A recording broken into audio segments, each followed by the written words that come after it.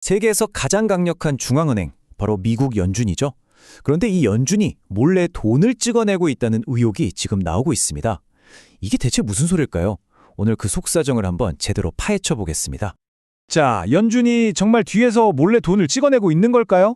겉으로 보기엔 그냥 금리를 내리는 것 같은데 그 이면에서는 일부 전문가들이 이거 위험한 신호다라고 경고하는 새로운 정책들을 슬그머니 시작했다는 겁니다. 대체 무슨 일이 벌어지고 있는 걸까요?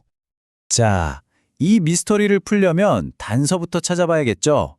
연준은 계속해서 강조합니다. 이건 예전에 했던 그런 대규모 돈 풀기, 양적 완화랑은 전혀 다르다라고요. 근데 그럼 이게 대체 뭘까요? 그래서 연준이 꺼내든 카드가 바로 두 가지 새로운 도구입니다. 이게 과거 방식이랑은 완전히 다른데요. 하나는 뭐랄까, 아주 정밀한 외과 수술용 칼 같고, 다른 하나는 무슨 일이 있어도 시스템이 무너지지 않게 막는 최후의 안전망 같은 거라고 볼 수 있습니다. 여기서 핵심은 바로 이 접근 방식의 차이입니다. 예전에는 그냥 바주카포처럼 경제 전체에 어마어마한 돈을 쏟아붓는 방식이었다면, 이제는 딱 문제가 있는 곳만 콕 집어서 해결하는 정밀 타격 방식으로 바뀌었다는 거죠. 훨씬 더 세련돼졌다고 할까요?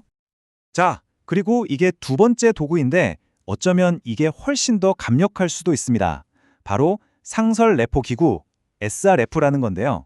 이게 뭐냐면요. 쉽게 말해 미국 국채를 그냥 현금이랑 똑같이 만들어주는 마법 같은 장치입니다. 아니, 그런데 왜 하필 지금 이런 강력한 도구들을 꺼내드는 걸까요? 그 이유를 알려면 연준이 떨쳐내려고 애쓰는 2019년의 악몽으로 돌아가 봐야 합니다. 다시는 반복하고 싶지 않은 끔찍한 기억이죠. 2019년에 정말 여러 악재가 한꺼번에 터졌습니다. 연준이 그동안 풀었던 돈을 다시 걷어들이는 양적 긴축을 시작하니까 시중에 현금이 줄어들기 시작했죠. 근데 여기에 기업들은 세금을 내야 했고 정부는 또 국채를 발행하면서 돈을 빨아들였어요. 그러니까 순식간에 돈이 말라붙어 버린 겁니다. 결국 은행끼리 급전에 빌리는, 말하자면 금융세계의 혈관이 꽉 막혀버리는 사태가 벌어진 거죠. 바로 이겁니다. 이 충격적인 금리 폭등. 이게 얼마나 심각했냐면 평소에 2% 정도 하던 금리가 단 몇 시간 만에 10%를 넘어버렸어요. 금융 시스템 전체가 마비될 뻔한 거죠. 그러니까 연준이 이번에 내놓은 새로운 도구들은 바로 이런 아찔한 상황이 다시는 반복되지 않도록 막는 일종의 안전밸브인 셈입니다. 자, 그런데 말이죠. 이게 아무리 기술적인 문제 해결이라고 해도 이렇게 어마어마한 돈을 시장에 풀 수 있는 길을 열어주는 건 현실 세계에 엄청난 파급 효과를 가져옵니다.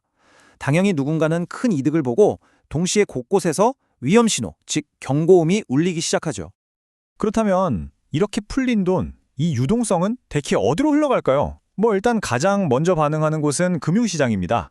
위험을 감수하려는 심리가 살아나면서 투자가 활발해지고요. 또 신흥시장으로도 자금이 흘러들어갑니다. 근데 특히 주목해야 할 부분이 있어요. 바로 AI 산업입니다. 지금 AI 데이터 센터 짓고 하는데 천문학적인 돈이 필요한데 이 유동성이 바로 그 돈줄, 결정적인 연료가 되고 있다는 겁니다. 하지만 모두가 이걸 긍정적으로만 보는 건 아닙니다.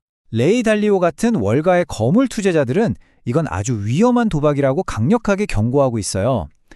이 사람들은 연준의 진짜 속셈이 따로 있다고 보는 거죠.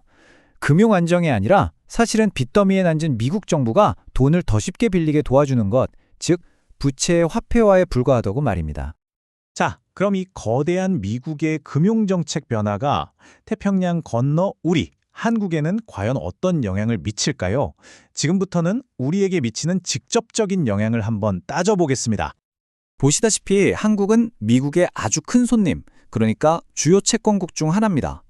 은행, 보험사, 연기금 할 것 없이 막대한 양의 미국 국채를 들고 있죠.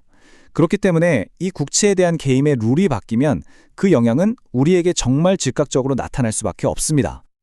이게 참 전형적인 양날의 검입니다. 좋은 점도 있고 나쁜 점도 있죠. 한편으로는 우리가 가진 미국 국채가 더 안전하고 값비싼 자산이 되니까 좋죠. 외화 구하기도 쉬워지고요.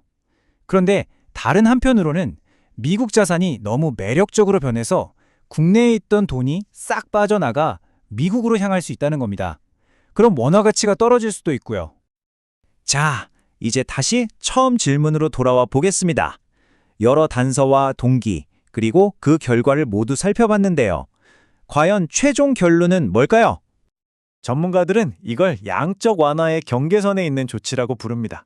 그러니까 겉으로 보기엔 돈 풀기 같은데 그 목적은 다르다는 거죠. 결국 모든 건 의도의 문제로 기결됩니다. 이게 정말 금융 시스템 붕괴를 막기 위한 기술적인 조치일까요? 아니면 그냥 이름만 바꾼 또 다른 형태의 돈 풀기일까요?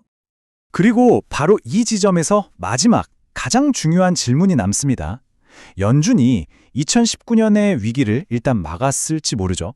하지만 과연 이 강력한 새 도구들이 자신들도 모르는 사이에 또 다른 더 큰 위기의 씨앗을 뿌리고 있는 건 아닐까요?